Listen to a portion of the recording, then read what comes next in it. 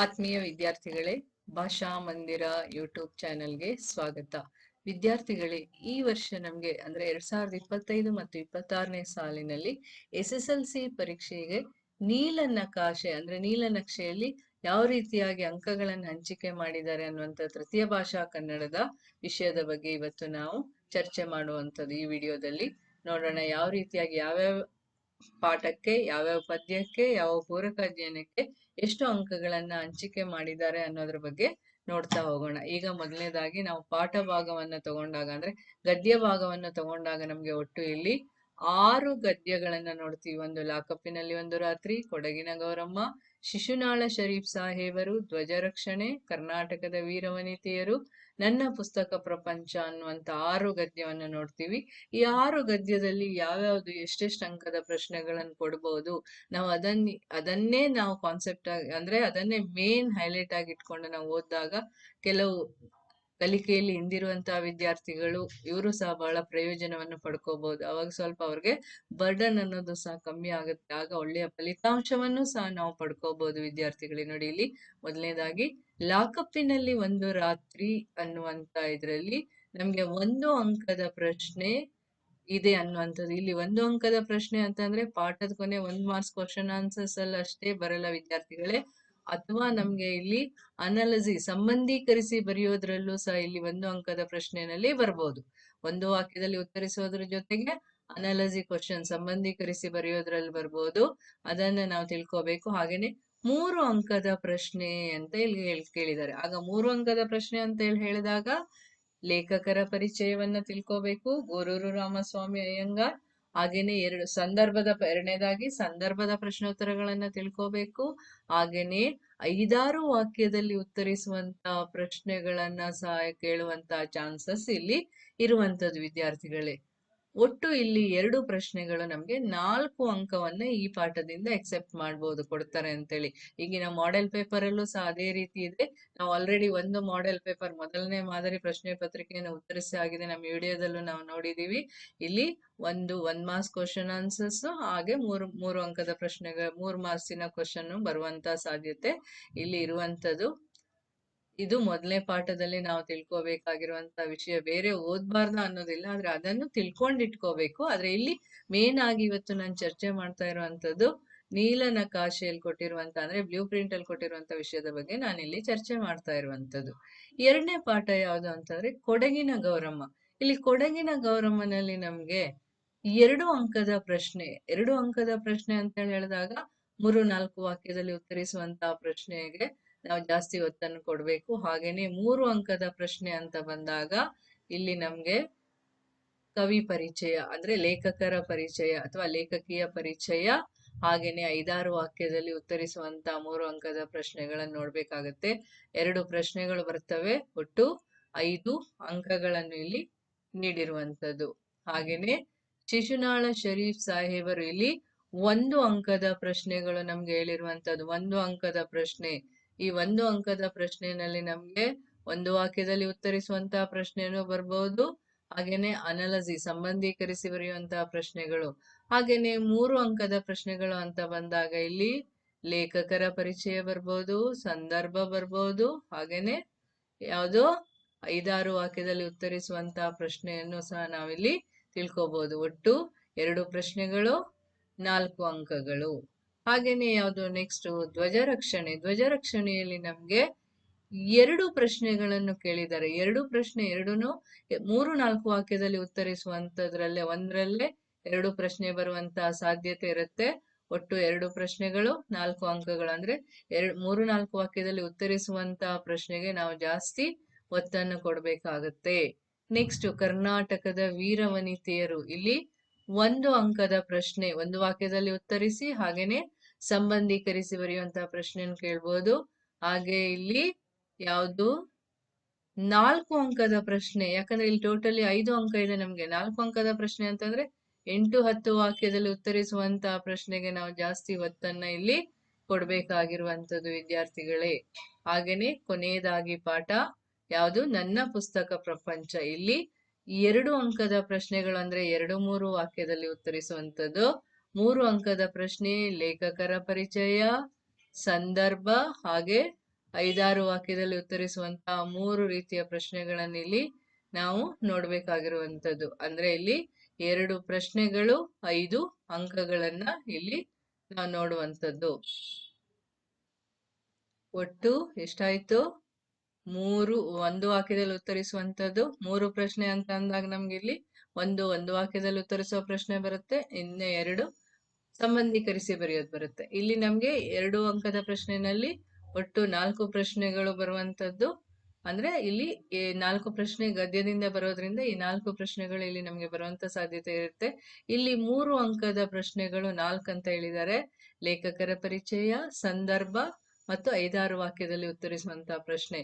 ಇಲ್ಲಿ 4 ಅಂಕದ ಪ್ರಶ್ನೆಗಳು 1 ಅಂತಂದ್ರೆ 8-10 ವಾಕ್ಯದಲ್ಲಿ ಉತ್ತರಿಸುವಂತಹ ಪ್ರಶ್ನೆಗಳಾಯ್ತು ಇದು. ಅಂದ್ರೆ ಒಟ್ಟು ಇಲ್ಲಿ ಟೋಟಲ್ ಆಗಿ 12 ಪ್ರಶ್ನೆಗಳು 27 ಅಂಕಗಳು. ಗದ್ಯದಿಂದ ನಾವು ಇಷ್ಟನ್ನು 27 ಅಂಕಗಳು 12 ಪ್ರಶ್ನೆಗಳನ್ನು ನೋಡ್ತೀವಿ.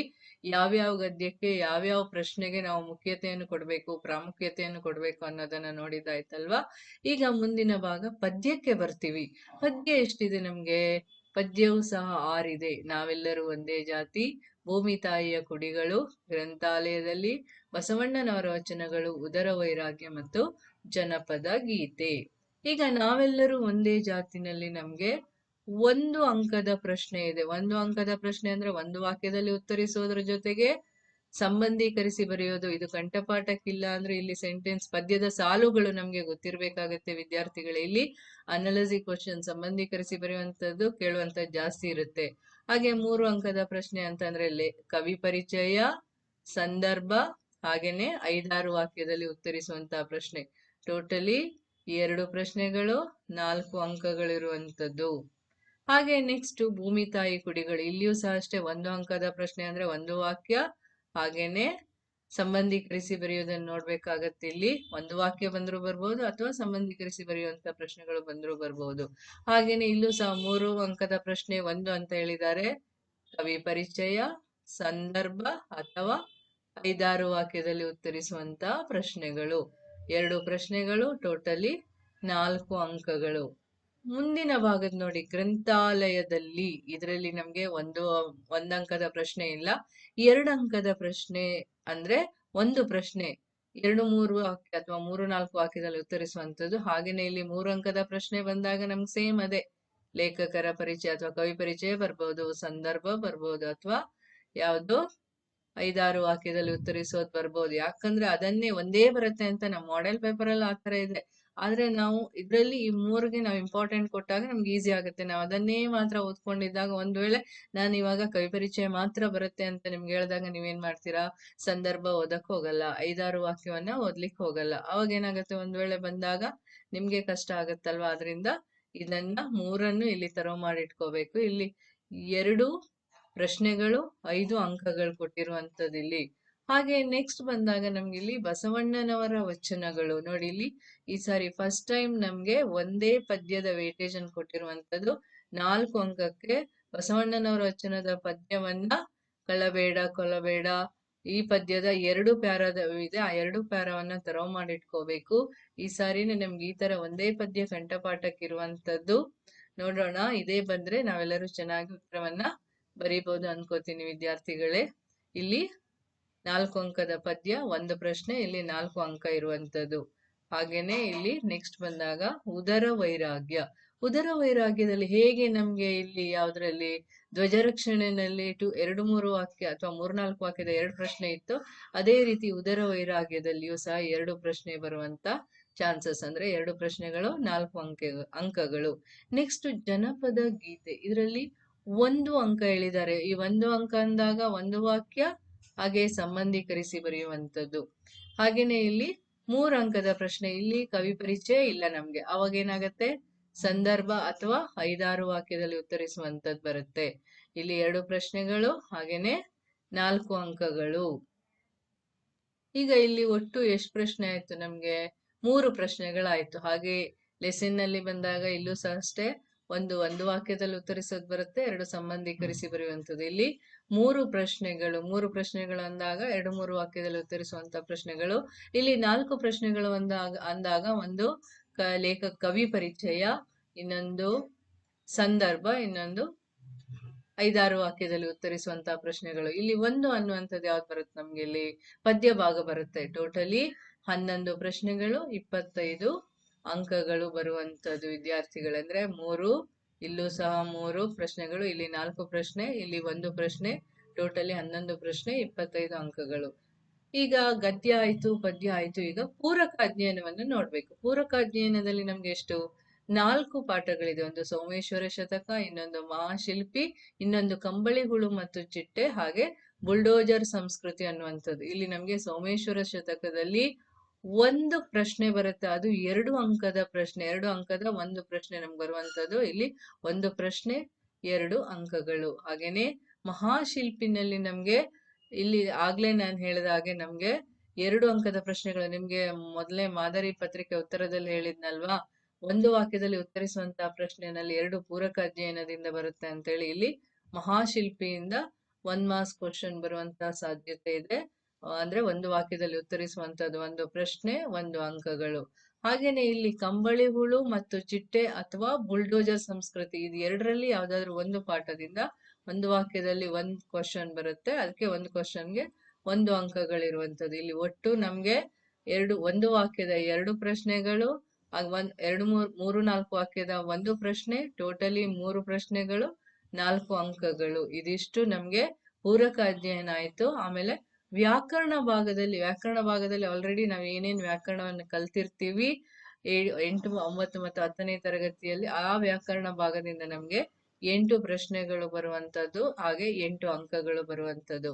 ವಾಕ್ಯ ರಚನೆ, ಗಾದೆ, ಪ್ರಬಂಧ, ಪತ್ರಲೇಖನ, ಇಲ್ಲಿ ನಮ್ಗೆ 3 ಕ್ವಶನ್ ಅನ್ನು ಬರುವಂತದ್ದು. ಯಾವುದು? ಗಾದೆ ಬರುತ್ತೆ, ಹಾಗೇನೆ ಪ್ರಬಂಧ ಬರುತ್ತೆ, ಹಾಗೇನೆ ಪತ್ರಲೇಖನ. 3 ಪ್ರಶ್ನೆಗೆ 12 ಅಂಕವನ್ನು ಇಟ್ಟಿರುವಂತದ್ದು. ಹಾಗೆ ನೆಕ್ಸ್ಟ್ ಅಪಠಿತ ಗದ್ಯ ಅಂದ್ರೆ ಪ್ಯಾಸೇಜ್ ಅನ್ನು ನಮ್ಗೆ ಟೆಕ್ಸ್ಟ್ ಬುಕ್ ಇಂದ ಆಚೆ ಯಾವ್ದಾದ್ರು ಒಂದು ಗದ್ಯ ಭಾಗವನ್ನು ಕೊಡ್ತಾರೆ. ಅದರಲ್ಲಿ ಒಂದೇ ಪ್ರಶ್ನೆ, ಅಂದ್ರೆ ಅಲ್ಲಿ ಒಂದು ಪ್ರಶ್ನೆನಲ್ಲಿ 4 ಪ್ರಶ್ನೆ ಇರ್ತವೆ. 4 ಪ್ರಶ್ನೆಗೆ 4 ಅಂಕಗಳ ಇರುವಂತದ್ದು. 4 ಅಂಕದ ಪ್ರಶ್ನೆಗಳ 4 ಪ್ರಶ್ನೆಗಳು ಬರೀಬೇಕು. ಇಲ್ಲಿ ಒಟ್ಟು ನಮ್ಗೆ 8 ಪ್ರಶ್ನೆಗಳು, ಇಲ್ಲಿ 1 ಪ್ರಶ್ನೆಗಳು. ಅಂದ್ರೆ ಇಲ್ಲಿ ಬಂದಿರುವಂತಹ ಪ್ರಶ್ನೆಯಿಂದ ಇಲ್ಲಿ ಯಾವ ರೀತಿಯಾಗಿ ಬರುತ್ತೆ ಅನ್ನುವಂಥದ್ದು 3 ಅಂಕದ ಪ್ರಶ್ನೆನಲ್ಲಿ. 3 ಅಂಕದ ಪ್ರಶ್ನೆ ಇಲ್ಲಿ ಯಾವುದು? ಗಾದೆ ಬರುತ್ತೆ ಅಲ್ವಾ? ಹಾಗೆ ಇಲ್ಲಿ 2 ಪ್ರಶ್ನೆಗಳು ಅಂತ ಇದೆ. ಯಾವ್ಯಾವ್ದು ಬರುತ್ತೆ? ಪ್ರಬಂಧ ಬರುತ್ತೆ, ಅಪಠಿತ ಗದ್ಯ 4 ಅಂಕದ್ದು.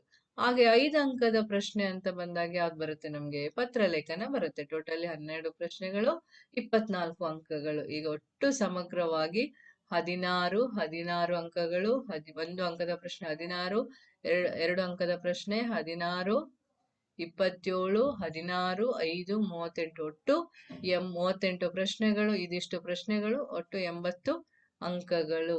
ಇಲ್ಲಿ ಈ ರೀತಿಯಾಗಿ ಇದನ್ನ ಮಾಡಿಟ್ಟಿರುವಂತದ್ದು ನಕ್ಷೆಯಲ್ಲಿ. ಇಲ್ಲಿ ಸೂಚನೆ ಏನ್ ಹೇಳಿದ್ದಾರೆ?